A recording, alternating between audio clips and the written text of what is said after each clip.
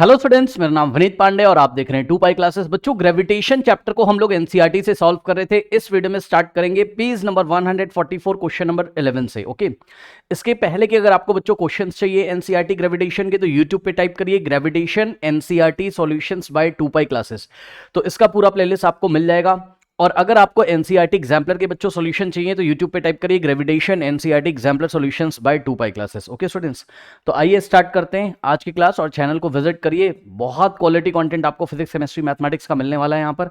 तो बच्चों, question number 11 में इसने बोला why will a sheet of a paper fall slower then one that is crumpled into a ball. अब बच्चों देखिए, इस क्वेश्चन को समझने के लिए पहले आप ये समझो कि यहाँ पे चल क्या रहा है। देखो, ये एक शीट ऑफ द पेपर है, आपको डायग्राम में यहाँ पे दिख रहा है, ठीक। और इसी पेपर को हमने क्या किया, क्रम्पल्ड कर लिया। क्रम्पल्ड समझ रहे हो ना, शीट लिया और उस पर ऐसे फोर्स लगाया, उसकी बॉल बना ली। ऐसे घूम गोल गोल करके खेलते हैं हम लोग, शीट को ऐसा तोड़ मरोड़ के उसकी बॉल बना ली। ये इस तरीके से, ये क्रम्पल्ड पेपर है और ये शीट ऑफ द पेपर है। तो ये कह रहा है कि जो क्रम्पल्ड पेपर और शीट ऑफ द पेपर है, अगर हमने इसको लिया सेम हाइट से, ऐसा ड्रॉप कर दिया, ये छोड़ दिया ऐसे, ठीक है। एक हाथ में हमारे क्या है, शीट है, एक हाथ में क्रम्पल्ड पेपर है, सेम हाइट पे, सरफेस से सेम हाइट पे, इस तरीके से हमने इसको ड्रॉप कर दिया, तो ये नीचे जाएगा। अब आपने भी अंदाजा लगाया होगा, ये जो बॉल है ये पहले गिर जाएगी, ठीक है, और पेपर धीरे धीरे चलता है स्लो स्पीड से, ये फास्ट स्पीड से चलता है, ठीक है। अब ऐसा क्यों होता है, पूरा कॉन्सेप्ट समझाऊंगा आपको, ठीक। ये देखो, ये देखो बच्चों, ये फास्ट स्पीड से जाता है नीचे, बहुत तेजी से नीचे जाता है, और ये स्लो स्पीड से जाता है, धीरे धीरे जाता है ना। अब ऐसा क्यों, हमको तो पढ़ाया गया था सेम हाइट से अगर हम किन्हीं भी ऑब्जेक्ट को ड्रॉप कर देंगे तो वो नीचे आने में सेम टाइम लगाएंगे। ऐसा क्यों है, अब देखिए बात समझिए। देखिए बच्चों, सबसे पहले इन दोनों ऑब्जेक्ट को हम लेके चलते हैं, आइए वैक्यूम में। सबसे पहले कहां लेके चलते हैं, आइए वैक्यूम में। ओके स्टूडेंट्स, तो आ जाइए थोड़ी देर के लिए वैक्यूम में। अब वैक्यूम जिनको नहीं पता है बच्चों, मैं आपको बता दूं, वैक्यूम का मतलब होता है क्या, स्पेस। मतलब वैक्यूम का मतलब होता है, जैसे आप यहाँ पे अर्थ पे रहते हो, है ना, तो अर्थ का एक एटमॉस्फेयर है, यहाँ पे एयर के मॉलिक्यूल्स हैं, हमारे चारों तरफ एयर है, उसमें कार्बन डाइऑक्साइड, नाइट्रोजन, दुनिया भर की गैसेस के मॉलिक्यूल्स हैं, पार्टिकल्स हैं, ठीक। वैक्यूम में क्या है, नो पार्टिकल, कोई भी पार्टिकल नहीं है, एटमॉस्फेयर नहीं है, ठीक है, कोई गैसेस नहीं है, किसी तरीके का कोई पार्टिकल नहीं है, ठीक। तो अब वैक्यूम में अगर आप चले जाओगे, मेरी बात ध्यान से सुनिएगा, वैक्यूम में अगर आप चले गए, ठीक है स्टूडेंट्स, मान लो हमने किसी तरीके से अपने रूम की एयर हटा दी, मान लो भाई कोई वैक्यूम पंप लगाया और सारी एयर बाहर पकड़ के खींच ली इस रूम से। अब इस रूम में एयर नहीं है, अब हम क्या करने जा रहे हैं, रूम में हमने वैक्यूम क्रिएट कर दिया। अब हम इन दोनों ऑब्जेक्ट को लेंगे, ध्यान से मेरी बात सुनिएगा बच्चों, जो ये वाली शीट है, ठीक है, वही ये भी है, लेकिन बस इसने शेप चेंज कर लिया है। क्या कर लिया इसने, शेप चेंज कर लिया है। जरा कॉन्सेप्ट पूरा समझिएगा बच्चों, शेप यहां पे क्या हो गया है, चेंज हो गया है, ठीक है, शेप क्या हो गया है, चेंज हो गया है, इसको हमने क्रम्पल्ड कर दिया, ऐसा तोड़ मरोड़ दिया, ठीक। यानी कि ध्यान से सुनिएगा, जो इसका मास होगा वही इसका मास होगा कि नहीं होगा, भाई मास तो सेम है ना, क्वांटिटी ऑफ द मैटर, जितने कागज की मतलब जितने मॉलिक्यूल्स इसमें होंगे उतने ही इसमें होंगे, भैया मास तो सेम है ना। तो इसका मास कितना है, m है, और इसका मास भी कितना है, m है, ठीक है स्टूडेंट्स, दोनों का मास m है। अब देखिए बच्चों, रूम में क्या किया हमने, वैक्यूम क्रिएट कर दिया, ठीक। ये पेपर की शीट है और ये क्रम्पल्ड पेपर है, ये इस तरीके से, ठीक है स्टूडेंट्स, ये इस तरीके से। अब एक बात बताइए कि दोनों ऑब्जेक्ट पे कितना फोर्स ऑफ ग्रेविटेशन लगेगा या कितना ग्रेविटेशनल फोर्स लगेगा, तो जवाब है बॉडी के वेट के इक्वल। भाई बॉडी का वेट क्या होता है, जितने ग्रेविटेशनल फोर्स से ऑब्जेक्ट को अर्थ अपने सेंटर की तरफ खींचती है वही उसका वेट होता है, ठीक। यानी कि इस पे कितना ग्रेविटेशनल फोर्स लगेगा, m इंटू जी। भाई इसका वेट का फॉर्मूला क्या होता है, वेट का फॉर्मूला क्या होता है बच्चों, W is equals to m into g. और वेट भी एक तरीके का क्या होता है, फोर्स होता है। कौन सा फोर्स होता है, जिस फोर्स से अर्थ किसी ऑब्जेक्ट को अपनी तरफ खींचेगी। अब इसका मास m है, इसका भी मास m है, यानी कि इस पे वेट कितना लगेगा, mg नीचे की तरफ, और इस पे भी वेट कितना लगेगा, mg नीचे की तरफ। तो बच्चों जब वैक्यूम है तो दोनों पे नीचे की डायरेक्शन में फोर्स सेम लग रहा है। यानी कि अगर हम आपसे पूछें ये कितने नेट फोर्स से नीचे आ रहा है, mg, ये भी कितने नेट फोर्स से नीचे आ रहा है, mg, दोनों पे ध्यान से सुन लीजिए, दोनों पर एक्सेलरेशन ड्यू टू ग्रेविटी काम कर रहा है। यस सर, g की वैल्यू क्या होती है, आप पीछे पढ़ के आओ, g की वैल्यू क्या होती है, 9 पॉइंट इक्वेटर्स पे, मान लो हम इक्वेटर्स पे हैं, हमारा रूम यहाँ इक्वेटर्स पे, ठीक है, यहाँ पे हम प्रैक्टिकल कर रहे हैं, 9.8 मीटर पर सेकेंड स्क्वायर, यानी कि बच्चों 9.8 मीटर पर सेकेंड, यानी कि दोनों की speed, acceleration due to gravity क्या बताता है, ये बताता है कि पर सेकेंड दोनों की स्पीड कौन से रेट से इंक्रीज हो रही है, ठीक। तो पर सेकंड इसकी भी स्पीड 9.8 मीटर पर सेकंड से इंक्रीज हो रही है और पर सेकंड इसकी भी स्पीड 9.8 मीटर पर सेकंड से इंक्रीज हो रही है। मतलब जैसे आप दोनों को फ्री फॉल कराओगे, एक सेकंड के बाद दोनों की स्पीड, भाई फ्री फॉल कराओगे, इसकी भी इनिशियल वेलोसिटी जीरो, इसकी भी जीरो, फ्री फॉल में क्या होता है, इनिशियल वेलोसिटी जीरो, ठीक।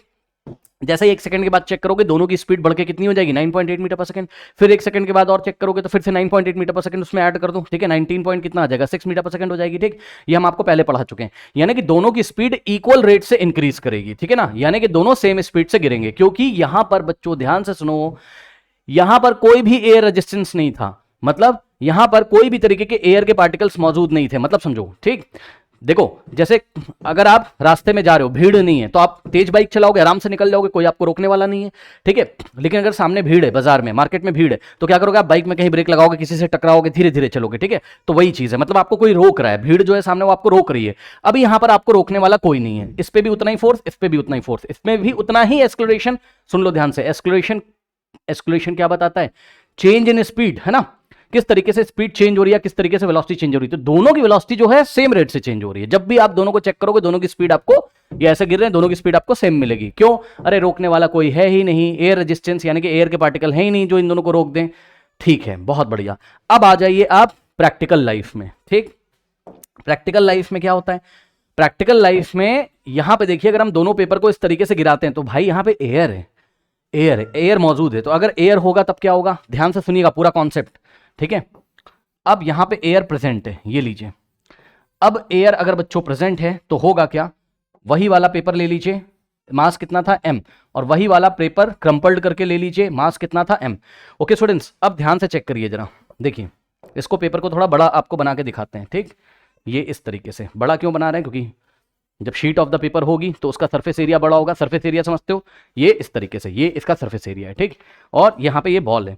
अब सुनिएगा मेरी बात ध्यान से, हमने दोनों को छोड़ दिया, 1 2 3 4, ये ऐसे नीचे जाएगा। तो होता क्या है बच्चों, ध्यान से चेक करिए, इन दोनों ऑब्जेक्ट में कौन से ऑब्जेक्ट का सरफेस एरिया जो एयर के कांटेक्ट में है ज्यादा है। आई रिपीट, ये एयर है, एयर में मतलब एयर के कांटेक्ट में किसका सरफेस एरिया ज्यादा है, बॉल का या पेपर का? तो जवाब है पेपर का। ध्यान से सुनो बच्चों, अरे पेपर का ये सरफेस एरिया और बॉल ये है, बॉल का सरफेस एरिया ओनली इतना है, ओनली इतना है, और पेपर का ये सारा सरफेस एरिया। हाँ, तो एयर के मॉलिक्यूल्स के कांटेक्ट में ज्यादा कौन रहेगा, सोचो, जो शीट ऑफ द पेपर होगी, ठीक।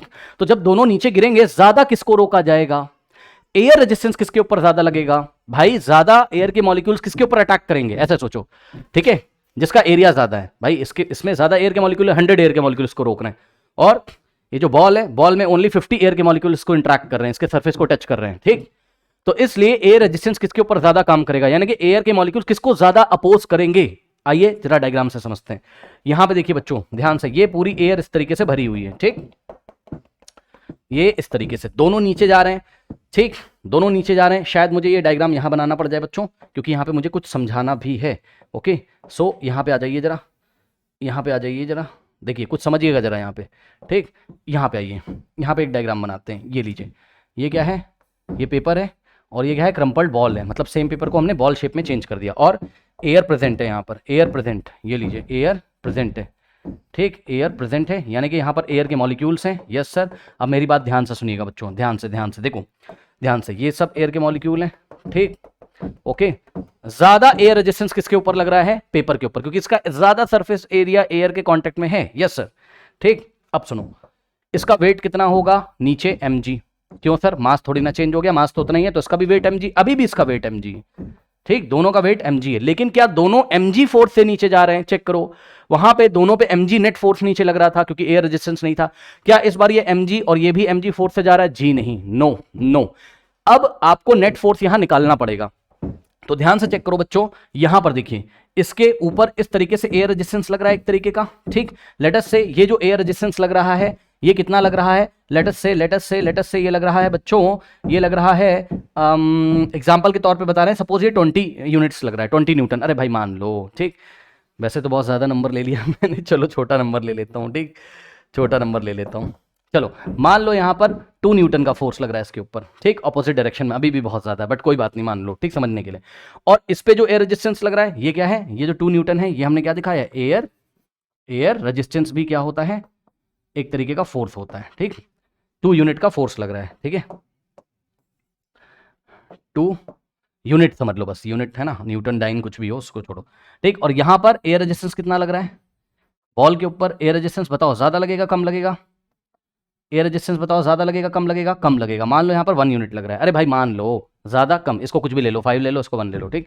अब सुनो, अब पेपर पे नेट फोर्स कितना आएगा, इस पे नेट फोर्स कितना आएगा, फाइनली ये जा कहां रहा है, नीचे, नीचे ले जाने के लिए कौन जिम्मेदार है, mg, लेकिन यहाँ mg फोर्स से जा रहा है, नो सर भाई, ये ऑब्जेक्ट पकड़ के आप खींच रहे हो 5 न्यूटन से, मैं 2 से, तो जाएगा तो 3 से आपकी तरफ, 5 से आप खींच रहे हो, 2 से मैं खींच रहा हूं, मेरा फोर्स पड़ गया छोटा, आपका पड़ गया बड़ा, तो ये 3 से आपकी तरफ जाएगा ना, 5 माइनस 3, 5 आपकी तरफ, 2 मेरी तरफ, 5 माइनस 2, 3 से आपकी तरफ जाएगा, ठीक। वही चीज यहां पर हो रही है, mg लग रहा है नीचे, 2 लग रहा है ऊपर, तो नेट फोर्स कितना आएगा पेपर पे, ठीक है, ध्यान सुनिए, पेपर पर नेट फोर्स कितना आएगा, नेट फोर्स मतलब रिजल्टेंट फोर्स, ठीक। पेपर पे नेट फोर्स पता कितना आ रहा है, mg माइनस 2, कितना आ रहा है, mg माइनस 2, ये लो। यहां पर क्रम्पल्ड बॉल पे कितना नेट फोर्स आ रहा है, ठीक है, यहां पर कहां पे लिखे बच्चों, यहां लिख दें, यहां लिख दें एरो लगा के, चलो यहां लिख देते हैं एरो लगा के, ठीक, ये यहां पे आ जाओ, ठीक। अच्छा नहीं लगेगा, रुक जाओ 1 सेकेंड, देखो चलो लिखना पड़ेगा भाई, क्या करूं, समझ जाना, ठीक। इस पे नेट फोर्स कितना लगेगा, नेट फोर्स किसके ऊपर, क्रम्पल्ड बॉल के ऊपर कितना लगेगा, ध्यान सुनो, जा तो रही है नीचे, यानी कि mg बड़ा है, mg माइनस 1, mg माइनस 1।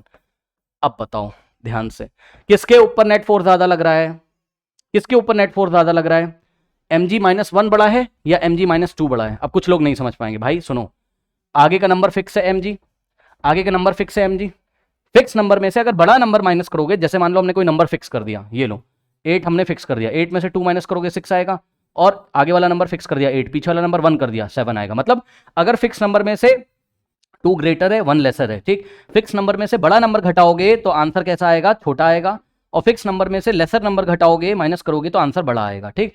देखो यहाँ पे mg फिक्स हो गया, यहाँ पे भी mg फिक्स हो गया, ठीक है स्टूडेंट्स, mg फिक्स हो गया, ये लीजिए। अब mg में से 1 घटाओगे, छोटा नंबर है 1, तो आंसर कैसा आएगा, मोर आएगा, आंसर मोर आएगा, बड़ा आंसर आएगा, लार्जर आंसर आएगा, ठीक, ठीक, मोर का मतलब लार्जर, ठीक, मोर का मतलब लार्जर, समझो, ठीक, मोर का मतलब लार्जर, ये लो, यहां पे आएगा लार्जर आंसर, ठीक है, लार्जर फोर्स। और यहां पर क्या आएगा, mg में से बड़ा नंबर घटा दिया तो यहां लेसर फोर्स हो गया, ये क्या हो गया, लेसर फोर्स हो गया, ठीक है। अब बताओ नेट फोर्स नीचे की डायरेक्शन में किस पे लेसर लग रहा है, किस पे मोर लग रहा है, तो जवाब है मोर लग रहा है, कहां, बॉल पे, आप देख रहे हो बॉल पे mg माइनस 1, ठीक, तो बॉल पे लग रहा है मोर फोर्स, ठीक है, या ग्रेटर फोर्स। यहां पर क्या लग रहा है, नेट फोर्स ग्रेटर हो गया, ठीक, ग्रेटर हो गया, नीचे की तरफ नेट फोर्स कितना, mg माइनस 1, ठीक, और यहां पर पेपर पे क्या लग रहा है, पेपर पे लेसर फोर्स लग रहा है, पेपर पे लेसर फोर्स लग रहा है नीचे की तरफ, ठीक है। आइए एक बार फिर से आपको डायग्राम बना के फाइनली मैं यहां पर दिखा देता हूं, ठीक है स्टूडेंट्स, आ जाओ, कहां पे कर दें, कहां पे कर दें, यहां पे, ये पेपर की शीट है, एयर रेजिस्टेंस प्रेजेंट है, ये क्रम्पल्ड बॉल है, पेपर पे नेट फोर्स कितना लग रहा है, mg माइनस 2, ठीक, और बॉल पे कितना लग रहा है, mg माइनस 1, ये जस्ट एग्जांपल के लिए बता रहा हूं, ठीक है।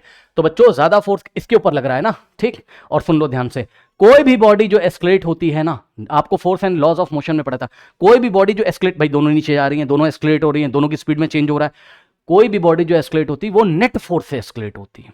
अगर आप यहां पर ये सोच रहे हो कि ये यहां पे acceleration due to gravity g है और यहां पर acceleration net acceleration due to gravity g, गलत सोच रहे हो आप।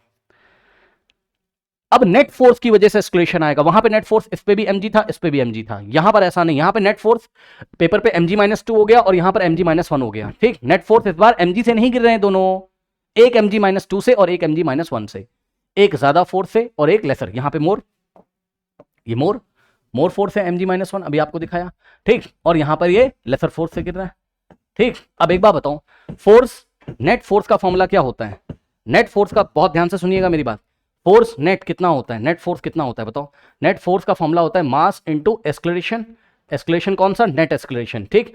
अब सुनो, मास तो कांस्टेंट है दोनों का, क्योंकि जितना मास इसका है उतना ही मास इसका है, तो जिसका नेट फोर्स ज्यादा होगा ना उस पे नेट एस्केलेशन ज्यादा आ रहा होगा। क्या फील किया आपने, मास तो भैया दोनों का सेम है, फोर्स नेट किस पे डिपेंड करेगा, नेट एस्केलेशन पे, और एस्केलेशन क्या बताता है, rate of change of speed या rate of change of velocity, ठीक।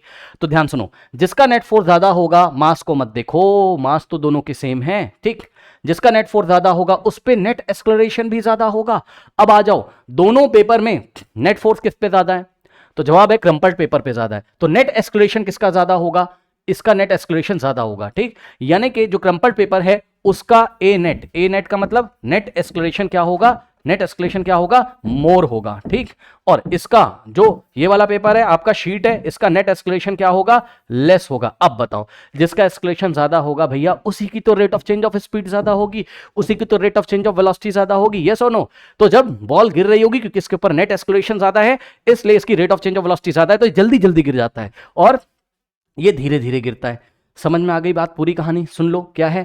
अगर इसको वैक्यूम में रखते, दोनों का मास सेम था, दोनों पे mg फोर्स लगता, दोनों जी एस्केलेशन यानी कि 9.8 मीटर पर सेकंड स्क्वायर से एस्केलेट होते, दोनों की rate of change of speed same होती। कभी भी आप चेक करोगे दोनों की स्पीड सेम मिलेगी। अगर आप एयर में आ गए तो लग जाएगा एयर रेजिस्टेंस, ठीक। क्रम्पल्ड बॉल का सरफेस एरिया कम है तो उस पर कम एयर रेजिस्टेंस लगेगा ऊपर की तरफ, यानी कि नेट फोर्स नीचे ज्यादा आएगा, क्योंकि दोनों पे mg लग रहा था ना, दोनों पे कितना फोर्स लग रहा था, mg, ठीक। पेपर पे ऊपर एयर रेजिस्टेंस लगा ओनली 1, पेपर कह रहा हूं सॉरी, क्रम्पल्ड बॉल पे लगा ओनली 1 और शीट ऑफ द पेपर पे लग गया 2 एयर रेजिस्टेंस। क्यों, क्योंकि शीट ऑफ द पेपर का एरिया क्या है, ज्यादा है, ठीक। अब नेट फोर्स किस पे ज्यादा आ रहा है, नीचे की तरफ, फाइनली तो दोनों नीचे की तरफ गिर रहे हैं ना, तो आप नेट फोर्स देखो, नेट फोर्स किस पे ज्यादा आ रहा है, तो जवाब है जिस पे एयर रेजिस्टेंस कम लग रहा होगा। किस पे एयर रेजिस्टेंस कम लग रहा है, क्रम्पल्ड बॉल पे, तो नेट फोर्स नीचे ज्यादा आएगा किस पे, क्रम्पल्ड बॉल पे, ठीक। और पेपर पे नेट फोर्स उतना अच्छा नहीं आ पाएगा। अब नेट फोर्स की वजह से ही क्या होता है, नेट एस्केलेशन होता है, और नेट एस्केलेशन की वजह से ही आप स्पीड के बारे में कमेंट कर सकते हो, क्योंकि एस्केलेशन का मतलब क्या होता है, rate of change of speed. जिसका एस्केलेशन ज्यादा है उसका rate of change of speed या rate of change of velocity ज्यादा है, ठीक। और नेट एस्केलेशन किसका ज्यादा होगा, जिसपे नेट फोर्स ज्यादा है। किस पे नेट फोर्स ज्यादा है, क्रम्पल्ड पेपर पे। अब आई थिंक आपको समझ में आएगा, तो यहाँ पे नेट फोर्स ज्यादा है, नेट एस्केलेशन ज्यादा है, तो इसकी जो rate of change of speed होगी वो ज्यादा होगी। अब आई थिंक आपको पूरा गेम समझ में आया होगा, ये मैंने आपको समझा दिया है। एक बार फिर से वीडियो को देखिए, अच्छा क्वेश्चन है, ठीक। अब ये मैंने आपको समझा दिया है, अब आपको एग्जाम में क्या करना है, एग्जाम में आपको क्या करना है बच्चों, एग्जाम में ना आपको बस ये पॉइंट लिख के आ जाना है, आपको मार्क्स मिल जाएगा, लेकिन दिमाग में आपको पूरा फिट होना चाहिए कि कहानी क्या चल रही है, ठीक। तो देखो जरा, कह रहा why a sheet of paper fall slower then one that is crumpled into ball. ये स्लोअर क्यों गिरती है, ये स्लोअर क्यों गिरती है sheet of the paper rather than this, ये फास्ट क्यों गिरती है नीचे, ठीक है, क्रम्पल्ड बॉल। तो इसका रीजन है, reason for different speed of falling of paper, ठीक। Now number 1 point, the crumpled paper ball has smaller surface area. देख लीजिए इसका सरफेस एरिया क्या है, स्मॉलर है। कौन सा सरफेस एरिया, जो सरफेस एरिया एयर के कांटेक्ट में रहेगा उसकी बात कर रहे हैं, ठीक। So crumpled ball has smaller surface area as compare to that of the sheet of the paper, ठीक। शीट ऑफ द पेपर के कंपैरिजन में इसका एरिया क्या है, लेसर है। इसका एरिया क्या है, इसका एरिया क्या है, इसका एरिया क्या है, लेस है, ठीक। और इसका एरिया क्या है, इसका एरिया क्या है, मोर है। इसका एरिया क्या है, मोर है। जिसका एरिया मोर होगा उस पर एयर रेजिस्टेंस मोर लगेगा, ठीक। The air resistance on sheet of the paper when dropped from a height is larger than the air resistance on a crumpled paper ball. यही बात मैंने आपको बताई कि air resistance sheet of the paper पे क्या होगा, ज्यादा होगा, ठीक। एयर रेजिस्टेंस यहां पर क्या होगा, ज्यादा होगा। मैंने आपको दिखाया अभी है इस डायग्राम में, शीट ऑफ द पेपर पे 2 यूनिट का एयर रेजिस्टेंस है, ठीक। और क्रम्पल्ड बॉल पे ओनली 1 यूनिट का एयर रेजिस्टेंस है, ठीक। The air resistance decreases the speed on the of the sheet of the paper. इस एयर रेजिस्टेंस की वजह से इसकी स्पीड डिक्रीज हो जाती है। क्यों, क्योंकि इस पे नेट फोर्स नीचे की डायरेक्शन में लेस हो जाता है, नेट एस्केलेशन इसका लेस हो जाता है, और इसका rate of change of speed अच्छा होता नहीं है, तो ये स्लो स्लो गिरेगा। आई थिंक अब आप बात को समझ आई हो। और एक चीज और कि अगर आप वैक्यूम में ले जाओगे तो दोनों सेम स्पीड से गिरेंगे, फिर एरिया वेरिया मैटर नहीं करेगा। क्यों, एयर रेजिस्टेंस ही नहीं होगा, तो बस दोनों का मास मैटर करेगा। दोनों का मास सेम है तो दोनों पे mg नीचे फोर्स लग जाएगा। Acceleration due to net force कितना हो गया, mg बस, और नेट एस्केलेशन भी कितना हो गया, g हो गया। दोनों नीचे rate of change of same velocity से गिरेंगे। ओके, आई थिंक अब आपको समझ में आई होगी बच्चों, इसको नोट कर लीजिए, नहीं समझ में आया एक बार फिर से देख लीजिए। चलिए बढ़ते हैं नेक्स्ट क्वेश्चन की तरफ। नाउ स्टूडेंट्स लेते हैं question number 12। Gravitation force on the surface of the moon is only 1/6 as strong as gravitation force on the earth. मतलब बच्चों ध्यान से चेक करिए, Fg, ठीक है, Fg का मतलब ग्रेविटेशनल फोर्स मान लो, या चलो मैं लिख देता हूँ, चलो मैं पूरा लिख देता हूँ, कोई दिक्कत नहीं है, ठीक है। देखिए अकॉर्डिंग टू द क्वेश्चन क्या दिया, gravitational force on the surface of the moon, है ना, gravitational force on the surface of the moon. So gravitational force, अब मैं पूरा नहीं लिख रहा हूँ, आप समझ जाना, on the surface of the moon, मैं सिंपल लिख रहा हूँ on the moon. Gravitational force on the moon is equals to क्या है, 1/6 as strong as gravitational force. यानी कि जो मून पर ग्रेविटेशनल फोर्स है वो 1/6 टाइम्स है किसका, वो 1/6 टाइम्स है gravitational force on the earth, on the surface of the earth. Okay students, on the surface of the earth, ठीक। Now on the surface of the earth, इसका मतलब क्या है, इसका मतलब समझो बच्चों। देखो जरा, ग्रेविटेशनल फोर्स का मतलब पता है क्या होता है? ग्रेविटेशनल फोर्स, चाहे आप मून पे हो, आप अर्थ पे, ग्रेविटेशनल फोर्स का मतलब है जितने फोर्स है, चलो अर्थ की बात करते हैं पहले। अर्थ पे ग्रेविटेशनल फोर्स का मतलब क्या है? ये कोई ऑब्जेक्ट है 10 किलोग्राम का, ठीक। तो इस पे जो ग्रेविटेशनल फोर्स लग रहा है, पता है क्या है? वो बॉडी का वेट है भाई। जितने फोर्स से अर्थ इसको अपने सेंटर की तरफ अट्रैक्ट कर रही है, जितने ग्रेविटेशनल फोर्स से अर्थ इसको अपने सेंटर की तरफ अट्रैक्ट कर रही है, वही ग्रेविटेशनल फोर्स क्या है? इसका वेट है। ये सुनो, तो इसका वेट क्या है? इसका वेट है जितने ग्रेविटेशनल फोर्स से ये अर्थ इस ऑब्जेक्ट को अपने सेंटर की तरफ अट्रैक्ट कर रही है। ओके स्टूडेंट्स, तो ध्यान से चेक करिए। यानी कि मैं क्या कर सकता हूं, मैं इसी तरीके से मून पर ऑब्जेक्ट को ले जाओगे तो मून जितने ग्रेविटेशनल फोर्स से अपने सेंटर की तरफ ऑब्जेक्ट को अट्रैक्ट करेगा, वही क्या है? बॉडी का वेट है। यानी कि जो ग्रेविटेशनल फोर्स है उसकी जगह आप क्या लिख सकते हो? Wait of the body. तो हमने क्या किया, हमने ये ग्रेविटेशनल फोर्स की जगह क्या लिखा? वेट। ठीक है, क्या लिख दिया हमने? Weight. Weight on the moon, weight on the moon, जो भी बॉडी है उसका वेट ऑन द मून कितना होगा? वो होगा 1/6 टाइम्स ये वाले ग्रेविटेशनल फोर्स की जगह आप क्या लिख सकते हो? वेट। ठीक, weight of the body on the moon is equal to 1/6 times weight of the same body on the earth, weight on the earth. Okay students, ये बात हो गई, ठीक। अब आइए सवाल पढ़ते हैं। कह रहा है कि ठीक है, ये जो इंफॉर्मेशन गिवन थी, gravitational force on the surface of the moon is 1/6, इस इंफॉर्मेशन से हमने एक ये वाला स्टेटमेंट बना के रख लिया है। ओके स्टूडेंट्स, इस बात पे ध्यान दीजिएगा कि अगर हमको वेट ऑन द मून निकालना होगा बॉडी का, तो हम क्या करेंगे? Weight on the body, weight of the body on the earth, earth पे उसका वेट कितना निकाल लेंगे और उसको 1/6 से मल्टीप्लाई कर देंगे, तो वेट आ जाएगा बॉडी का कहां पर? मून पर। ठीक, चलिए। So what is the weight of the, what is the weight in newtons of a 10 kilogram object on the moon and on the earth? ठीक, तो देखो, what is the weight in newtons of a 10 kilogram body on the moon and on the earth? तो सबसे पहले हम अर्थ पर निकालते हैं। तो बच्चों आपको पता है, देखिए यहां पे निकालिए। देखिए ये अर्थ है, ये इस तरीके से अर्थ है और इसके ऊपर कोई ऑब्जेक्ट रखा है। इसका मास कितना है? इसका मास है 10 किलोग्राम। ओके स्टूडेंट्स, अब ध्यान दो जरा। ठीक, वेट का फॉर्मूला क्या होता है? ये अर्थ है, ठीक, ये क्या है? अर्थ है। और इस अर्थ के ऊपर कितना मास रखा है? 10 किलोग्राम। अब इस बॉडी का वेट अर्थ पर कितना होगा? Weight on the earth, WE। सबसे पहले तो आपको यह बताना चाहिए वेट का फॉर्मूला क्या होता है। ठीक, वेट का फॉर्मूला जिनको नहीं पता है याद करिए, वेट का फॉर्मूला होता है m/g, यानी कि mass into acceleration due to gravity. ठीक, और जब भी आपको क्वेश्चन में एक्सक्लेरेशन ड्यू टू ग्रेविटी नहीं देता है तो आपको 9.8 लेना है। कितना लेना है? 9.8। So acceleration due to gravity on the earth है ये। ठीक, कितना है? g is equals to 9.8 newton per metre square, sorry newton per metre square बोल रहा हूं, I am very sorry, metre per second square. Okay, 9.8 metre per second square, ये क्या है? एक्सलेशन ड्यू टू ग्रेविटी है। ठीक, तो ये फॉर्मूला आपको याद होना चाहिए। अब ये वाला फॉर्मूला एक बार अर्थ के सरफेस पे लगाओ, आओ। ठीक, तो weight on the earth, weight on the earth, WE का मतलब weight on the earth is equals to क्या हो जाएगा? m/g। ठीक, m कितना है? अर्थ पे जब ऑब्जेक्ट है तो उसका मास कितना है? 10 किलोग्राम। ठीक, सो 10 × g कितना होता है? 9.8 होता है। ठीक है स्टूडेंट्स, और आंसर आएगा न्यूटन में। मास किलोग्राम में दिया है, जी मीटर पर सेकंड स्क्वायर में दिया, आंसर आएगा न्यूटन में, क्योंकि वेट भी एक तरीके का फोर्स होता है। मैंने आपको बताया वेट भी एक तरीके का फोर्स होता है। ठीक, सो 10 × 9.8, ठीक, कितना फोर्स होता है? जिस फोर्स से अर्थ इसको अपने सेंटर की तरफ अट्रैक्ट करेगी। ठीक, नाउ 10 × 9.8, ये पॉइंट हटा दोगे, नीचे 10, 10 से 10 गया, कितना आ जाएगा? 98 न्यूटन। ओके स्टूडेंट्स, सो हमारा जो फर्स्ट आंसर है वेट ऑन द अर्थ कितना आ गया? मैं यहां पे आंसर लिख रहा हूं, weight on the earth, WE का मतलब आप इंग्लिश में लिखना एग्जाम में, लैंग्वेज में, कि weight on the earth is equals to what? 98 newton. Weight on the earth कितना आ गया बच्चों? 98 न्यूटन। अब ये वाली इक्वेशन में आ जाइए, ये वाले ऊपर वाले इक्वेशन में। ऊपर वाला इक्वेशन क्या कहता है आपको? कि भाई वेट ऑन द मून अगर आपको निकालना है, वेट ऑन द मून निकालना है, तो 1/6 टाइम्स क्या करना होगा? वेट ऑन द अर्थ करना होगा, यानी कि अर्थ पे जितना वेट है उसका 1/6 कर दो। ठीक, तो weight on the moon is equals to 1/6 into, अब वेट ऑन द अर्थ कितना आया है? यहाँ पे वैल्यू रखो, वेट ऑन द अर्थ कितना है? 98, तो यहाँ पे हम रखेंगे 98। चलिए आइए इसको सॉल्व करते हैं। ठीक, 98 × 1 98, सो 98 डिवाइडेड बाय 6।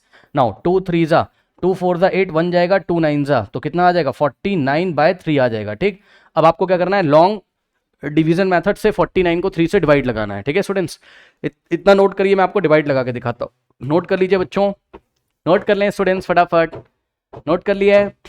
नोट कर लिया है? चलिए अब देखिए बच्चों, यहां से हम क्या करेंगे, इसको थोड़ा सा सेलेक्ट करके कंप्रेस कर देते हैं, छोटा हो जाएगा ये देखिए, ताकि हम आराम से कैलकुलेशन कर सकें। ये लीजिए, ठीक।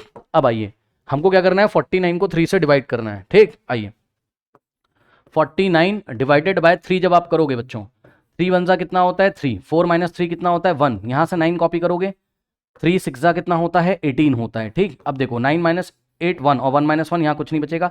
अब यहाँ आपको डेसिमल लगाना पड़ेगा, यहाँ 0 लगाना पड़ेगा।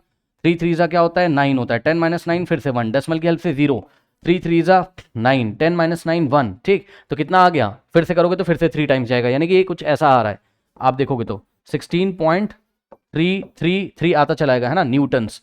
अब इसको अगर आप डेसिमल के 1 प्लेस तक, ऐसे भी आंसर सही है, डेसिमल के 1 प्लेस तक आंसर देना चाहते हो तो आ जाएगा 16 अब लास्ट वाला जो नंबर है 3, इसको राउंड ऑफ करो, राउंड ऑफ मतलब हटाओ, लास्ट वाला नंबर अगर 5 से छोटा है तो इसके पहले वाले नंबर में हम कुछ भी नहीं करेंगे, ठीक। तो लास्ट वाला नंबर 3 है, 3 क्या है 5 से छोटा है, तो ये वाला नंबर एज इट इज आ जाएगा। अगर लास्ट वाला नंबर 5 से बड़ा होता तो इसके पहले वाले नंबर में हम 1 ऐड कर देते और लास्ट वाले नंबर को हटा देते, ठीक। तो इस तरीके से कितना आ रहा है 16.3 न्यूटन्स आ रहा है, ठीक है स्टूडेंट्स।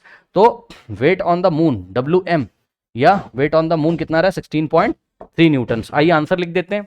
तो वेट ऑन द मून कितना आ गया बच्चों यहाँ पर 16.3 न्यूटन्स। ओके स्टूडेंट्स, मास नहीं चेंज होगा, मास उतना ही है, मास 10 किलोग्राम मून पर भी होगा और 10 किलोग्राम अर्थ पर भी होगा। ओके, सो नोट कर लीजिए।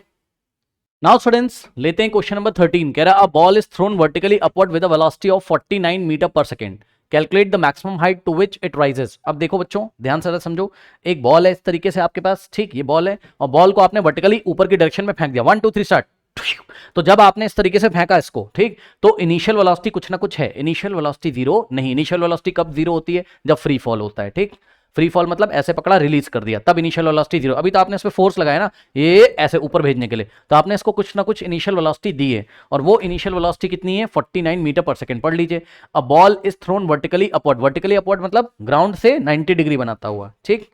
ये देखिए ये ग्राउंड है, ओके, ये ग्राउंड है इस तरीके से, और ये यहां से 90 डिग्री बनाता हुआ ये चला गया टॉप पॉइंट, मान लो ए पॉइंट से फेंका था और इसका टॉप वाला पॉइंट क्या है बी है, ठीक है स्टूडेंट्स। तो पॉइंट ए पे इसकी वेलोसिटी कितनी होगी, initial velocity u is equals to कितनी वेलोसिटी से फेंका है इसको 49 मीटर पर सेकंड, ये इसकी इनिशियल वेलोसिटी है, ठीक। अच्छा, जब भी कोई बॉडी ग्रेविटेशनल फील्ड में वर्टिकली अपवर्ड जाती है, ग्रेविटेशनल फील्ड मतलब ये अर्थ का ग्रेविटेशनल फील्ड है ना, तो ये ग्रेविटी के अगेंस्ट ऊपर जा रही है, तो इसके ऊपर कितना एक्सक्लेशन काम करता है बच्चों, यहां पर एक्सक्लेशन की वैल्यू क्या लोगे ये सवाल है। तो यहां पर हम यूज करेंगे एक्सक्लेशन की जगह एक्सक्लेशन ड्यू टू ग्रेविटी, पता है ना आपको, ठीक। तो एक्सक्लेरेशन ड्यू टू ग्रेविटी को जी से दिखाया जाता है, कैसे, जी से दिखाया जाता है, याद रखिएगा बच्चों। एक्सक्लेरेशन ड्यू टू ग्रेविटी को हम जी से दिखाते हैं, जी की वैल्यू होती है इक्वेटर्स पे 9.8 मीटर पर सेकंड स्क्वायर और पोल्स पे 10 मीटर पर सेकंड स्क्वायर, ठीक। अभी क्वेश्चन जब दिया है और क्वेश्चन में जी की वैल्यू नहीं दी है, तो जब भी क्वेश्चन में जी की वैल्यू नहीं देगा आपको 9.8 लेना है, अगर उसने बोल दिया 10 लेना है तब 10 लेना है आपको, ठीक, नहीं बोलेगा तो 9.8 लेना है। तो जी की value 9.8 metre per second square. अब सुनो ध्यान से, जी क्या होता है एक्सक्लूशन ड्यू टू ग्रेविटी, ये एक वेक्टर क्वांटिटी होती है, इसकी डायरेक्शन कहां होती है ऑलवेज टुवर्ड्स द सेंटर, ठीक। जी की डायरेक्शन फिक्स होती है बच्चों, ये हमेशा अर्थ के सेंटर की तरफ होगा, तो इसकी ये डायरेक्शन है, जी की डायरेक्शन ये क्या है direction of acceleration due to gravity g, ठीक। जी एक वेक्टर होता है भाई, इसके पास डायरेक्शन होती है, हाँ, ठीक। तो इसकी डायरेक्शन कहां है toward the centre of the earth, ठीक। अब सुनो, अब आपको अपना क्वेश्चन करते टाइम ये देखना है कि जी को आप पॉजिटिव में रखोगे कि नेगेटिव में, तो ये बच्चे नहीं समझ पाते, मैं आपको बताता हूं। अगर आपका मोशन देखो, जी की डायरेक्शन फिक्स कर दो हमेशा नीचे की तरफ, हमेशा जी फिक्स है भाई, जी की डायरेक्शन फिक्स है हमेशा नीचे की तरफ। अगर आपका मोशन जी के ऑपोजिट डायरेक्शन में हो रहा है, यानी कि बॉडी नीचे से ऊपर जा रही है, तो आपको जी को माइनस लेना है। और अगर आपका मोशन जी की डायरेक्शन में हो रहा है, जी हमेशा नीचे, अगर आप फ्री फॉल करा रहे हो तो जी आपको पॉजिटिव लेना है, समझ गए। तो यहां पे देखो आपका मोशन की डायरेक्शन कौन सी बच्चों, यहां पर आपका मोशन कहां हो रहा है ऊपर की दिशा में, ये देखिए ऊपर की डायरेक्शन में ऐसे जा रही है बॉडी, यानी कि आपका जो मोशन है वो जी के क्या है ऑपोजिट है, इसलिए आपको जी लेना पड़ेगा इस क्वेश्चन में -9.8। तो जी बराबर -9.8, ठीक। ये लीजिए, अगर बॉडी ऊपर से नीचे आ रही होती तो मोशन किधर होता जी की डायरेक्शन में, तब हम जी को पॉजिटिव लेते, ठीक है। अच्छा ये हो गया, यू पता है जी पता है। इसके बाद कह रहा है find the maximum height to which it rises, ठीक। कितनी मैक्सिमम हाइट तक ये जाएगा, मतलब ए से बी तक ये जो हाइट है ये आपको निकालनी, कितनी मैक्सिमम हाइट तक जाएगा, ये h की वैल्यू आपको यहाँ पर फाइंड करनी है। ठीक है स्टूडेंट्स, अच्छा कुछ बातें आप समझ लीजिए बच्चों, यहाँ पर ध्यान से देखिए, जब बॉडी को आप ऐसा थ्रो करोगे तो जब ये टॉप पे पहुंचेगी तो उसकी फाइनल वेलोसिटी 0 हो जाएगी, मानते हो कि नहीं? ये देखो 1 2 3 स्टार्ट, ठीक, देखो ना पल भर के लिए रुकती है ये टॉप पे जाके, ये ऐसे, मतलब फेंका आपने कितनी वेलोसिटी से था, 49 मीटर पर सेकेंड, ठीक, यहां पर जाके पल भर के लिए वो रुकेगी। अगर आप ए से बी तक का मोशन देख रहे हो तो यहां पर इसकी फाइनल वेलोसिटी v कितनी हो जाएगी, 0 मीटर पर सेकेंड। ये सुनो भाई, रुकता है ना वो पल भर के लिए, फिर लौट के वापस नीचे आता है, ठीक। तो ए से बी तक के मोशन के लिए initial velocity 49 metre per second, और बी पे जैसे पहुंचेगा टॉप पे अपने मैक्सिमम हाइट पे जैसे ही पहुंचेगा फाइनल वेलोसिटी 0 हो जाएगी। ये भी आपको ध्यान रखना है। अब आपको h की वैल्यू निकालनी है, ध्यान से चेक करो, आपको एक्सक्लेशन पता है, u पता है, v पता है, कौन सी इक्वेशन ऑफ मोशन लगाओगे? 3 इक्वेशन ऑफ मोशन होती हैं आपके पास, 3। फर्स्ट वाली होती है v is equals to u plus at, याद है चैप्टर नंबर 1 में पढ़ा था। सेकंड के आपके पास s is equals to ut plus half at square. अगर आपको h निकालना है, यानी कि आपको यहां से यहां तक का डिस्टेंस निकालना है, तो फर्स्ट वाली इक्वेशन ले नहीं सकते हो, क्योंकि फर्स्ट वाली इक्वेशन में डिस्टेंस नहीं है। डिस्टेंस को आप किससे दिखाते हो? s से दिखाते हो, ठीक। तो फर्स्ट वाली इक्वेशन नहीं लोगे, सेकंड वाली ले सकते थे, लेकिन सेकंड वाली में क्या प्रॉब्लम है, टाइम नहीं पता है। देखो ए का मतलब एक्सक्लेशन तो पता है कितना, g -9.8, ए पता है, u पता है, t नहीं पता है, इसलिए आप s का मतलब यहां से यहां का डिस्टेंस, देखो जो s है ना वही h है, ठीक, डिस्टेंस का मतलब h, ठीक। तो आप सेकंड वाली इक्वेशन ऑफ मोशन लगा सकते थे, लेकिन सेकंड में प्रॉब्लम क्या है, टाइम नहीं पता है। अब थर्ड वाले पे आ जाओ, थर्ड वाला क्या होता था, v स्क्वायर बराबर u स्क्वायर और प्लस 2as, याद है चैप्टर नंबर 1 में पढ़ा था। यहां पे आप s निकालना है, a पता है आपको, a का मतलब एक्सक्लेशन ड्यू टू ग्रेविटी रखेंगे यहाँ पे, ठीक। u पता है आपको, v पता है आपको, तो अब आप s निकाल सकते हो। चलो तो थर्ड वाली यूज कर लो, ठीक। तो थर्ड वाली अगर हम यूज करेंगे, यहाँ पे देखिए v स्क्वायर बराबर u स्क्वायर और प्लस 2as, ठीक। ये वाला u स्क्वायर कहाँ जाएगा, लेफ्ट में, तो यहां से आ जाएगा v square minus u square, भाई u स्क्वायर लेफ्ट में आके माइनस हो जाएगा, इज इक्वल्स टू में क्या हो गया, 2as, ये लीजिए, ठीक। अब ध्यान दो बच्चों, यहां से हो जाएगा v square minus u square, ध्यान दे बच्चे, s को अगर आपको निकालना है, s निकालना है, तो ये 2a s में मल्टीप्लाई इधर आके डिवाइड करेगा, ये लीजिए s का फॉर्मूला बन गया, ठीक, s का क्या बन गया, फॉर्मूला बन गया। ओके स्टूडेंट्स, s को फ्री कर लो, 2a आके इधर डिवाइड लगा देगा, ये लीजिए 2a is equals to s। अब करेंगे क्या, मतलब s इज इक्वल्स टू कितना आ गया अभी तक, यहाँ देखो s इज इक्वल्स टू आ गया आपके पास, s इज इक्वल्स टू आ गया आपके पास v square minus u square upon 2a। अब वैल्यू रखना शुरू करो, s की जगह हम क्या रखेंगे, h, s की जगह हम h रखेंगे, ठीक है। s डिस्टेंस या डिस्प्लेसमेंट होता है a से b तक का, ठीक। नाउ v कितना है, v जाके देखो 0 है, ठीक, 0 माइनस u कितना है, u कितना है 49, ठीक, 49 मीटर पर सेकेंड अपॉन, और ध्यान दो u का स्क्वायर है, v का स्क्वायर है तो 0 का स्क्वायर, और यहाँ u का स्क्वायर है तो 49 का स्क्वायर अपॉन में 2 इंटू ए, नीचे क्या है 2 इंटू ए, 2 इंटू ए की जगह हम क्या रखेंगे, एक्सक्लेशन ड्यू टू ग्रेविटी, कितना है भाई, एक्सक्लेशन रखना होता है ना, तो यहाँ पे g की वैल्यू आ जाएगी, ठीक, और g की वैल्यू यहाँ माइनस में रखेंगे, यानी कि a बराबर हम क्या रखेंगे यहाँ पर -9.8, ठीक। तो यहाँ पे रखेंगे -9.8, ये लो, ठीक, ये हो गया, ठीक। अब यहाँ से आ जाओ, 0 का स्क्वायर 0 होता है, और माइनस 49 का स्क्वायर, देखो 0 का कोई मतलब नहीं है तो माइनस ऐसे ही आ जाएगा, 49 का स्क्वायर मतलब 49 इंटू 49, ये लो, ठीक, अपॉन में क्या हो जाएगा, देखो 2 प्लस का और ये माइनस का, प्लस माइनस माइनस होता है तो माइनस, और 2 इंटू कितना हो जाएगा 9.8 हो जाएगा, ठीक। चलिए अब ये वाला माइनस से माइनस कट जाएगा, और इसको आप सॉल्व कर सकते हो। सॉल्व कैसे करेंगे आइए देखते हैं। तो बच्चों एक काम करो, देखो ध्यान से, मैं सॉल्यूशन इसका दिखाता हूँ, कहाँ पर दिखाऊँ, इस डायग्राम को हम थोड़ा छोटा कर लेते हैं, ठीक। चलो ये इसको हमने थोड़ा छोटा कर दिया, ठीक, यहाँ पे फिट कर दिया। चलो अब यहाँ से आ जाओ, कैलकुलेशन क्या आपकी, कैलकुलेशन है h is equals to 49 into 49 upon में कितना है 2 इंटू 9.8, 2 इंटू 9.8। अब इतना तो सबको पता होगा कि यहाँ से बच्चों पॉइंट हटेगा तो ऊपर क्या आ जाएगा, एक 0 आ जाएगा, है ना, या ऊपर 10 आ जाएगा, ये सबको पता होगा, ठीक। Now h is equals to 49 into 49 into में 10 और डिवाइडेड बाय कितना है 2 इंटू 98 है, ठीक है बच्चे। अब ध्यान दो जरा, देखो 49 वन जा 49 होता है, और 49 टू जा क्या होता है 98, कर लो 49 को 2 से मल्टीप्लाई कर लो भाई, कर लो 98 आएगा, ठीक। 49 वन जा 49, 49 टू जा, ठीक, ये हो गया। अब इसके बाद ध्यान देंगे बच्चे, 2 वन जा 2 होता है और 2 5 जा होता है 10, ठीक। तो h इज इक्वल्स टू कितना आ जाएगा 49 इंटू 5 डिवाइडेड बाय 2 इंटू 1 2, यानी कि आ गया हमारे पास 49 इंटू 5 और डिवाइडेड बाय कितना हो गया 2 इंटू 1 2। 49 इंटू 5 कर लीजिए कहीं पर, 49 इंटू 5 करिए बच्चों, 5 9 जा होता है 45, 4, 5 4 20 प्लस 4 24, ये लो 245 divided by 2, so h is equals to कितना आ गया 245 डिवाइडेड बाई 2।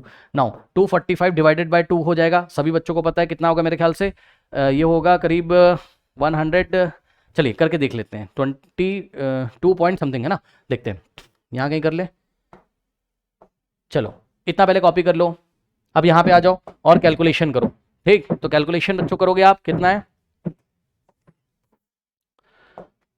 245 डिवाइडेड बाई 2, 245 को 2 से डिवाइड करोगे, 2 1 जा 2 होता है, ठीक, यहां से 4 कॉपी करोगे, 2 2 जा कितना होता है 4 होता है, यहां से 5 कॉपी करोगे, ठीक, 2 2 जा 4 होता है, 5 माइनस 4 1 होता है, डेसिमल लगाओगे, 0 बढ़ाओगे, 2 5 जा कितना होता है 10 होता है, 10 माइनस 10 कट जाएगा, ठीक, कितना आ गया 122.5 मीटर्स, यस सर। भाई हाइट किस में मेजर करोगे, मीटर्स में ही ना, क्यों, क्योंकि सब कुछ हमने एसआई सिस्टम में रखा था, तो जो डिस्टेंस है या हाइट है उसकी यूनिट क्या आएगी, मीटर्स में आएगी, ठीक, तो find the maximum height to which it rises, ठीक है, वो कितनी हाइट तक गया है मैक्सिमम, तो जवाब है वो कितनी एच मैक्सिमम लिया उसने, एच मैक्सिमम कितनी हाइट तक जा सकता है 122.5 मीटर तक गया है, पार्ट 1 का आंसर है। अब सुनो पार्ट 2, कह रहा था टोटल टाइम, ध्यान से सुन लो, टाइम नहीं पूछा है, टोटल टाइम पूछा है, the total time it takes to return to the surface of the earth. अब यहाँ पे कॉन्सेप्ट है, ध्यान से सुनो, नीचे से ऊपर तक जाने में जितना टाइम लगाता है उतना ही ऊपर से नीचे आने में लगाता है, कॉपी में नोट लगाओ, कॉपी में नोट लगाओ बच्चों, time of ascent is equal to time of descent, ठीक है,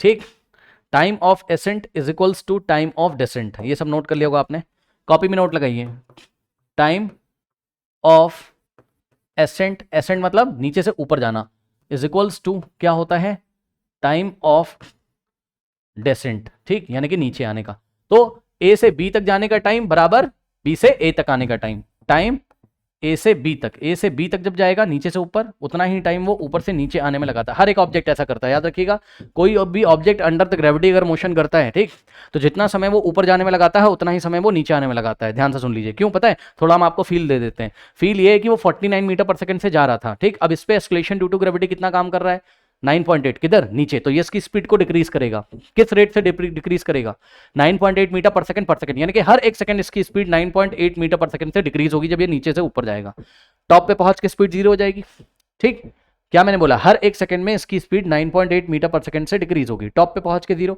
और ऊपर से जब नीचे आ रहा होगा तो इसकी स्पीड वापस बढ़ेगी, तो जितनी स्पीड से आपने फेंका था उतनी स्पीड से आके वापस ग्राउंड में टकराएगा, तो जिस रेट से इसने स्पीड को घटाया था उस स्पीड से, जिस रेट से इसने स्पीड को डिक्रीज किया था ऊपर जाते टाइम, उतने ही रेट से ये स्पीड को इंक्रीज करेगा, तो पर सेकंड ये अपनी स्पीड 9.8 मीटर पर सेकंड से डिक्रीज कर रहा था, तो नीचे आते टाइम पर सेकंड ये 9.8 मीटर पर सेकंड से अपनी स्पीड इंक्रीज करेगा, अगर उतनी ही स्पीड से टकराएगा, अब ये सब एनर्जी वाले चैप्टर में पढ़ाएंगे आपको, ठीक, law of conservation of energy को अगर हम ध्यान में रखें, ठीक, तो यहां से यहां तक जाने में जितनी एनर्जी, चलो छोड़ो उसको, छोड़ दो उसको, छोड़ दो, पता है कॉन्सेप्ट बाहर निकल जाएगा, समझो बस, time of ascent is equal to time, वहां पढ़ लेना वर्क पावर एनर्जी वाले चैप्टर में, ठीक, छोड़ो कुछ ज्यादा ही हो जाता है वीडियो देखो जरा, चलो, सो बच्चों अब आप एक काम करो, आप ना टाइम निकाल लो, कहां से कहां जाने का, ए से बी जाने का टाइम निकाल लो, ठीक, तो ए से बी जाने का टाइम निकालोगे, अब टाइम निकालने के लिए कौन सी इक्वेशन ऑफ मोशन, v बराबर u प्लस एटी, सही है, और यहां से टाइम निकालोगे u इधर आ जाएगा, तो v माइनस यू, ये चैप्टर नंबर 1 से बता रहा हूं, इज इक्वल टू 80, ए आके इधर डिवाइड लगाएगा, सो टाइम बराबर कितना आ जाएगा v माइनस यू बाय ए, चलो वैल्यू रखो, हम कहां से कहां तक की जर्नी देख रहे हैं, ए से बी तक की, बस, तो ये टाइम हो जाएगा कहां से कहां तक का, ए से बी तक का, v कितना है 0, फाइनल वेलोसिटी कितनी है 0, u कितना है माइनस यू कितना है 49 से फेंका था 49, और डिवाइडेड बाय ए कितना है, ए की वैल्यू -9.8, ठीक, तो यहां से आ जाएगा आपके पास कितना, time from A to B, A से बी, यानी कि टाइम ऑफ एसेंट, नीचे से ऊपर जाने का समय 0 -49 और नीचे आएगा -9.8, ठीक, ये माइनस से माइनस कट जाएगा और आ जाएगा 49 डिवाइडेड बाय 9.8, ठीक बच्चों, यहां से पॉइंट हटाओगे तो ऊपर क्या आ जाएगा 0 आ जाएगा, यहां से पॉइंट हटाओगे ना तो ऊपर आ जाएगा 0, यानी कि 490 डिवाइडेड बाय 98, ठीक, ये आ गया, यानी कि कितना आ गया, time from A to B कितना आ जाएगा 10 आ जाएगा, है ना, चेक कर लो 10 आ जाएगा, सही कह रहा हूँ, या कितना आ जाएगा देखते हैं, 490 डिवाइडेड बाय कितना है 98 है, तो देखो 49 10 जा 490 और 49 2 जा, ठीक, फिर 2 1 जा 2 5 जा 5 आ जाएगा, ठीक, so time from A to B is equals to 5 second. अब बताओ क्या ये आपका आंसर है, क्या ये आपका आंसर है? जी नहीं, उसने टोटल टाइम पूछा, जितना समय जाने में लगेगा उतना ही समय वापस आने में लगेगा। तो 5 सेकंड जाने में, 5 सेकंड आने में, तो टोटल टाइम कितना हो जाएगा? टोटल टाइम कितना हो जाएगा? 5 + 5 = कितना हो जाएगा? 10 सेकंड। तो ये आपका पार्ट 2 का आंसर है। ओके स्टूडेंट्स, नोट कर लीजिए। स्टूडेंट्स लेते हैं क्वेश्चन नंबर 14।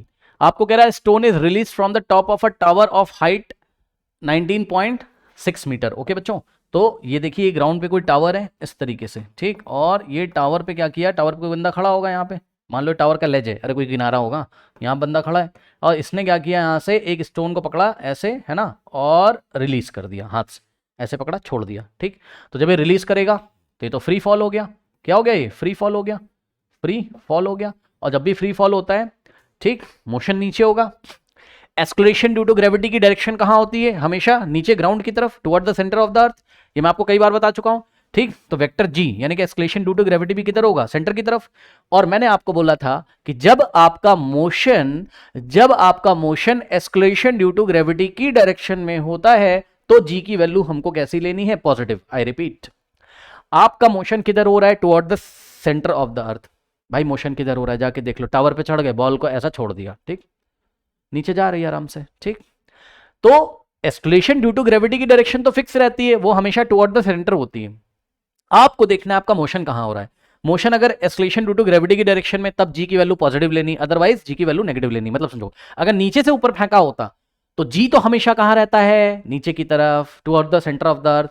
मोशन कहां हो रहा होगा? ऊपर, तो मोशन की डायरेक्शन जी के अपोजिट, तो जी नेगेटिव लेना है। लेकिन अभी जी कैसा लेना है? पॉजिटिव। तो जो जी की वैल्यू हम लोग इस क्वेश्चन में लेंगे वो लेंगे +9.8 मीटर पर सेकंड स्क्वायर, ठीक। ये एस्केलेशन ड्यू टू ग्रेविटी की वैल्यू होती है। +9.8 लिखो या 9.8 लिखो, बात क्या है? सेम है, ठीक। नाउ ये बात हो गई, ठीक है स्टूडेंट्स। अब देखिए बच्चों, यहां पर हाइट ऑफ द टावर कितनी है? 19.6। ये टावर की हाइट कितनी है? 19.6 मीटर से, ये, ठीक है। अब मुझे ये बताओ कि ये स्टोन जो है यहां से ड्रॉप किया गया तो कितनी डिस्टेंस ट्रेवल करेगा? स्टोन कितनी डिस्टेंस ट्रेवल करेगा? 19.6, है ना भाई। टावर की जो हाइट होगी, यहां से गिरेगा स्टोन ये ऐसे, ठीक। तो यहां पर एस का मतलब डिस्टेंस कितना दिया हुआ है? 19.6 मीटर, ठीक है। अब जब भी कोई बॉडी फ्री फॉल करती है, आपने ऐसा रिलीज कर दिया, जब भी कोई बॉडी फ्री फॉल करेगी, इनिशियल वेलोसिटी 0 होगी, ठीक। u बराबर कितना हो जाएगा? 0 मीटर पर सेकेंड, ठीक। अब कह रहा है a stone is release from the top of the tower of height 19.6 meter, calculate the final velocity just before touching the ground. ये आ रही इस एक्सक्लेरेशन ड्यू टू ग्रेविटी की वजह से इसकी स्पीड या वेलोसिटी इंक्रीज हो रही है, ठीक। कैसे? 9.8 जी का मतलब होता है यहाँ पे 9.8 metre per second metre per second square का मतलब मीटर पर सेकंड, यानी कि हर एक सेकंड इसकी स्पीड 9.8 मीटर पर सेकंड के रेट से इंक्रीज कर रही है। तो हर एक सेकंड के बाद देखोगे, अभी इसकी स्पीड कितनी? 0। एक सेकंड के बाद 9.8, नेक्स्ट एक सेकंड के बाद 9.8 और ऐड कर लो नेक्स्ट एक सेकंड के बाद। तो इस तरीके से कह रहा है कितनी स्पीड से ग्राउंड पर टकराएगी, जस्ट जब टकराने वाली होगी तो कितनी स्पीड से टकराएगी यहाँ पर, यानी कि आपको बताना है फाइनल वेलोसिटी, ठीक। वी की वैल्यू बताना है। अब सुनो, v निकालना है, u पता है और एक तरीके से आपको a पता है। a का मतलब क्या होता है? एस्केलेशन, ठीक। और यहां पे एस्केलेशन क्या है? एस्केलेशन ड्यू टू ग्रेविटी, ठीक। तो अब बताओ कौन सी इक्वेशन ऑफ मोशन लगाओगे? क्या फर्स्ट वाली लगाओगे? v = u + at। क्या लगा सकते हो? v निकालना है, उसके लिए यहां पर u पता होना चाहिए, a पता होना चाहिए, u पता है, a पता है, लेकिन टाइम नहीं पता, ये नहीं लगेगी। क्या सेकेंड लगेगी? s = ut + half AT²। बिल्कुल नहीं लग सकती क्योंकि इसमें तो v आता ही नहीं है, v फाइनल वेलोसिटी नहीं आ रहा है। क्या थर्ड वाली लगेगी? v² बराबर u² + 2as। यस, थर्ड वाली लग जाएगी। तो v² बराबर u कितना है? 0। तो हम यहाँ रखेंगे 0 का स्क्वायर और प्लस 2 × a की जगह बच्चों क्या रखेंगे? g की वैल्यू कितनी? कितनी? +9.8। तो a की जगह क्या रखा? 9.8। और मोशन अगर ऊपर हो रहा होता, ऊपर की डायरेक्शन में, तो -9.8 रखते हैं। s कितना है? जितना डिस्टेंस ट्रेवल किया, कितना किया? 19.6, ये लीजिए, ठीक। अब आइए इसको सॉल्व करते हैं। तो v² बराबर 0 का स्क्वायर 0, 0 प्लस समथिंग, यही पूरा आ जाएगा, 0 का कोई मतलब नहीं है। तो कितना आ गया यहाँ से? 2 × 9.8 × 19.6। अब देखो कैसे करेंगे इस सवाल को। यहां से पॉइंट हटा दो, नीचे 10 आ जाएगा, यहां से पॉइंट हटाओ, नीचे 10 आ जाएगा, ठीक। आ गया, ओके। अब देखो यहां से आ जाएगा आपके पास v² बराबर कितना हो जाएगा? नीचे देखो यहां से कितना हो जाएगा आपके पास? 2 × 9.8 इंटू 19.6। ओके स्टूडेंट्स, नीचे कितना आ गया, 10 इंटू 10 कितना होता है 100, नीचे वाले मल्टीप्लाई हो जाएंगे ना, 10 इंटू 10 हो गया 100। लो अब आप एक काम करो, आई एम वेरी सॉरी, यहाँ पे पॉइंट नहीं आएगा है ना, पॉइंट तो हटा चुके हैं, पॉइंट हटा दो भाई यहाँ से। ठीक, कितना आ गया 98 इंटू 2 इंटू 98 इंटू 196, ठीक है ना। ओके चलो, अब आपको एक चीज़ बहुत मज़ेदार दिखाते हैं यहाँ पर।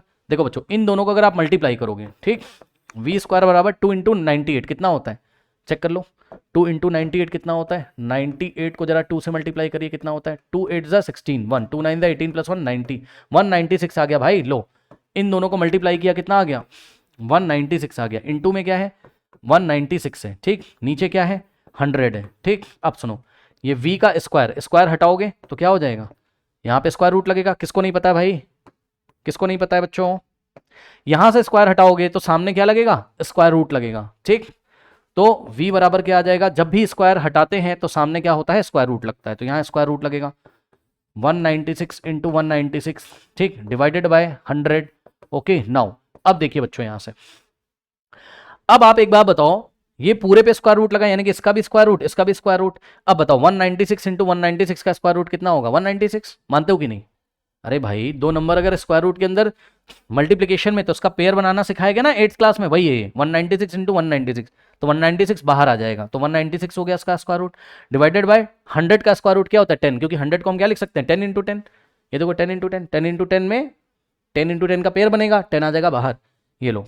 ठीक, तो कितना आ गया v का वैल्यू 196 डिवाइडेड बाय 10 कितना हो जाएगा 19.6 मीटर। लो तो मीटर पर सेकंड है ना, वेलोसिटी की यूनिट क्या है, मीटर पर सेकंड। ठीक, तो ये कितनी वेलोसिटी से ग्राउंड को टच करेगी, तो आंसर है it's final velocity just before touching the ground is 19.6 meter per second, ये लीजिए। ओके स्टूडेंट्स, तो इसको आप लोग नोट कर लीजिए। नाउ स्टूडेंट्स, लेते हैं क्वेश्चन नंबर 15। कह रहा है कि a stone is thrown vertically upward with an initial velocity of 40 meter per second. Okay students, ये देखिए, ऐसे क्वेश्चंस मैं आपको करा भी चुका हूं। एक स्टोन को हमने नीचे से ऊपर फेंका, ये इस तरीके से, ठीक, मान लो ये पॉइंट ए सर, ए से बी की तरफ गया वर्टिकली अपवर्ड, मतलब ग्राउंड के साथ 90 डिग्री बनाता हुआ। ठीक, नाउ तो इसको ऊपर फेंका गया। अब बच्चों, जब भी नीचे से ऊपर फेंकते हैं तो इनिशियल वेलोसिटी जीरो नहीं होती। इनिशियल वेलोसिटी जीरो कब होती है, जब फ्री फॉल होता है, जब यहाँ से रिलीज करते हैं, जब ऊपर से नीचे आता है ऐसे छोड़ देते हैं, तब यू जीरो लेना है। अभी यू जीरो नहीं लेना है, अभी यू दिया हुआ है कितना, a stone is thrown vertically upward with an initial velocity of 40 meter per second. ठीक, तो यहां से आपने इसको फेंका कितनी इनिशियल वेलोसिटी से, u is equals to, u क्या है initial velocity 40 meter per second, ये लो। ठीक, अब सुनो, मोशन की डायरेक्शन कहाँ है, नीचे से ऊपर है, ये मोशन की डायरेक्शन है। ठीक, अब सुनिए, एक्सेलरेशन ड्यू टू ग्रेविटी की डायरेक्शन कहाँ होती है, toward the centre of the अर्थ, यानी कि एक्सेलरेशन ड्यू टू ग्रेविटी एक वेक्टर क्वांटिटी है, कई बार बताया है, उसकी डायरेक्शन कहाँ होती है, टुवर्ड द सेंटर, यानी कि सरफेस की तरफ। ठीक, तो g की डायरेक्शन कहाँ है, जी की डायरेक्शन कहाँ है, जी की वैल्यू पहले बताओ कितनी होती है, ये होती है जी की numerical value 9.8 metre per second square होती है। ठीक, और ये रही इसकी जी की डायरेक्शन, ये जी की डायरेक्शन है। अब आपको चेक करना है कि आपका मोशन जी की डायरेक्शन में या जी की अपोजिट डायरेक्शन में, बताइए। ऑपोजिट, भाई जी हमेशा ऐसे रहता है, आपको अपना मोशन देखना है। अगर आपका मोशन जी की डायरेक्शन में होता तो आप जी को पॉजिटिव लेते, लेकिन अगर आपका मोशन जी के अपोजिट डायरेक्शन में, एक्सेलरेशन ड्यू टू ग्रेविटी के अपोजिट डायरेक्शन में, तो आपको जी की वैल्यू नेगेटिव लेनी है। तो इस क्वेश्चन में हम जी की वैल्यू को क्या लेंगे, ये तो जी का चलो न्यूमेरिकल वैल्यू लिया है, लेकिन जब हम फॉर्मूले में रखेंगे, यहाँ पर किसी इक्वेशन ऑफ मोशन में रखेंगे, तो हम जी की वैल्यू कितनी लेंगे, -9.8 मीटर पर सेकंड स्क्वायर। इसको क्या बोलते हैं, एक्सेलरेशन ड्यू टू ग्रेविटी, यानी कि जहां पर ए आएगा इक्वेशन ऑफ मोशन में, ए की जगह हम क्या रखेंगे, -9.8 मीटर पर सेकंड स्क्वायर। ठीक, ये चीज हो गई। ओके, नाउ अब कह रहा है कि find the maximum height reach by the stone, यानी कि स्टोन कितनी मैक्सिमम हाइट लेगा, तो ए से बी तक की डिस्टेंस निकालनी है। सपोज ये हाइट कितनी है, h है। ठीक, अब सुनो, ये नीचे से ऊपर जाएगा, टॉप पे पहुंच जाएगा, तो इसकी फाइनल वेलोसिटी कितनी हो जाएगी, 0। देख लीजिए, 1 2 3 स्टार्ट।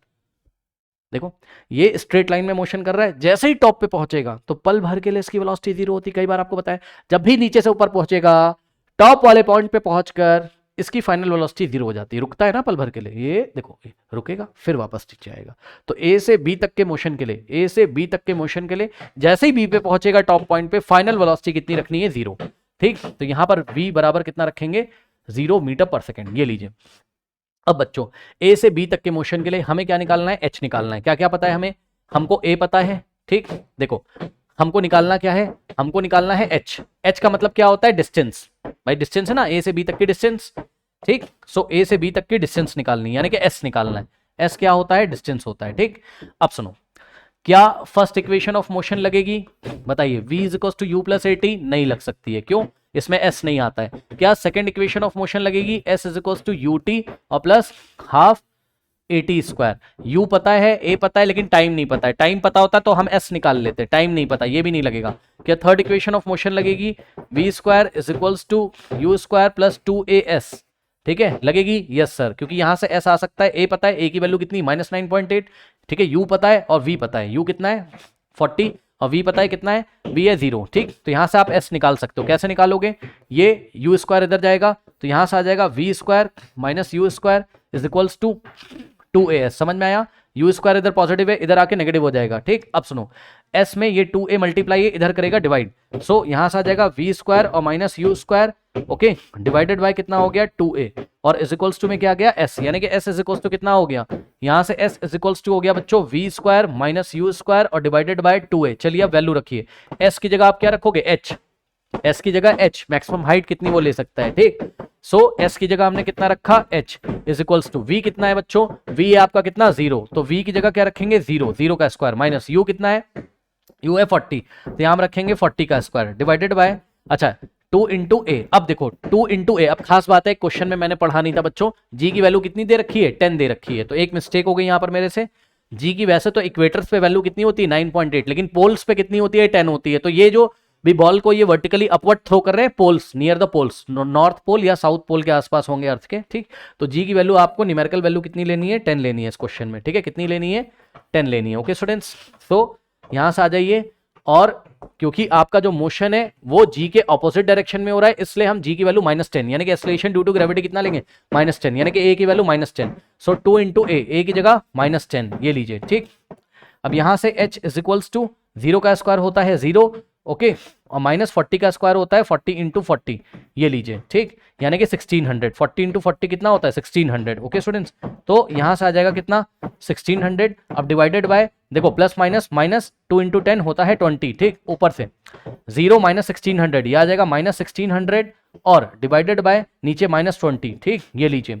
अब माइनस से माइनस कट गया, एक 0 से 0 कट गया, तो यहां से कितना आ जाएगा? 160 और डिवाइडेड बाय 2। Now 2 1 2, 2 8 0, 80 upon 1 80। लो कितना आ गया? 80 मीटर आ गया। ठीक, यानी कि बच्चों जो पार्ट 1 का आंसर है वो कितना हो जाएगा? पार्ट 1 का answer, maximum height reach by the stone, ये देखिए ये आंसर है फर्स्ट वाला।